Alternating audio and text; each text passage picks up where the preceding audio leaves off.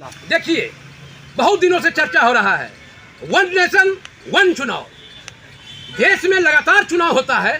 चुनाव पर देश का गरीब का गाढ़ी कमाई बेवजह खर्च होता है। इसलिए प्रधानमंत्री जी से मैं अपील करता हूं, क्या फैसला लिया जाएगा मैं नहीं कहा। वंशवादी भ्रष्टाचारवादी पार्टी में जब से साथ में हुए हैं तब से नीतीश कुमार जी का फैसला हिंदू भावना को कुठाराघात भावना को कुत्सित करने का असफल प्रयास किया जा रहा है। राष्ट्रीय समाजिक न्याय मोर्चा इसका विरोध करता है।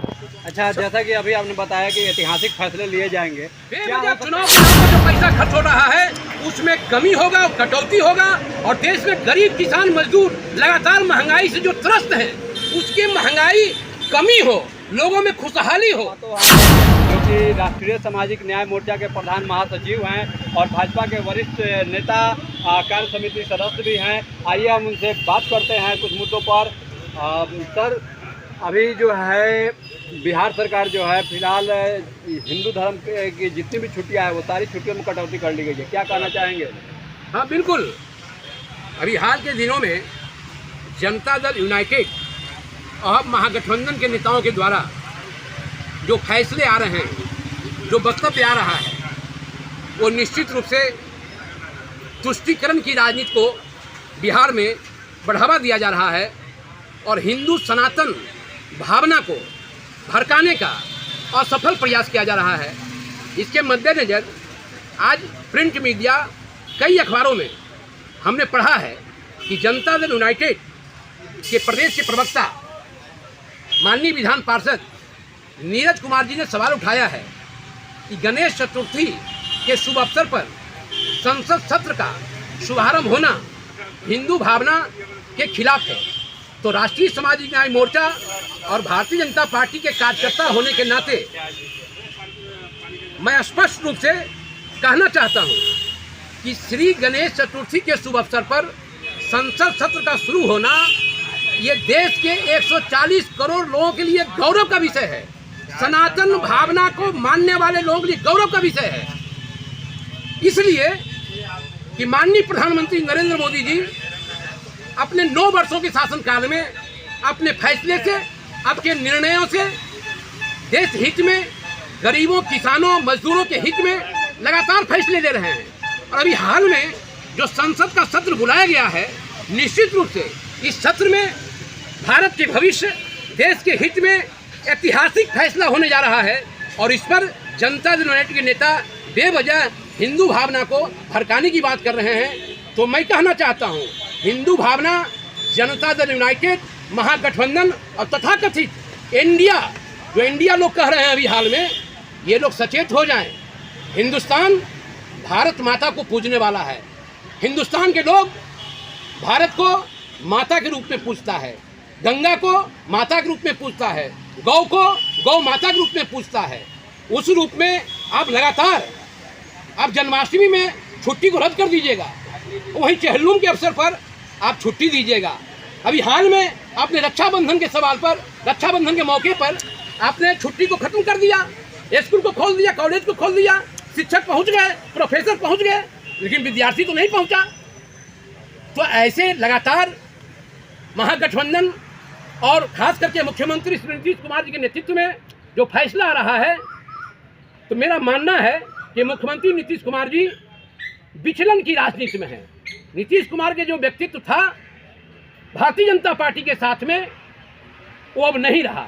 निश्चित रूप से संगति का असर होता है, मैं मानता हूं। इसलिए राष्ट्रीय जनता दल के साथ में कांग्रेस पार्टी जैसे वंशवादी भ्रष्टाचारवादी पार्टी में जब से साथ में हुए हैं तब से नीतीश कुमार जी का फैसला हिंदू भावना को कुठाराघात भावना को कुत्सित करने का असफल प्रयास किया जा रहा है। राष्ट्रीय सामाजिक न्याय मोर्चा इसका विरोध करता है।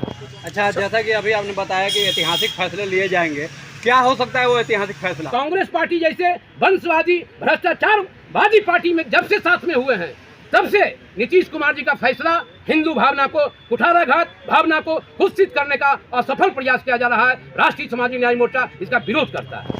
कांग्रेस पार्टी जैसे वंशवादी भ्रष्टाचारवादी पार्टी में जब से साथ में हुए हैं तब से नीतीश कुमार जी का फैसला हिंदू भावना को कुठाराघात भावना को कुत्सित करने का असफल प्रयास किया जा रहा है। राष्ट्रीय सामाजिक न्याय मोर्चा इसका विरोध करता है।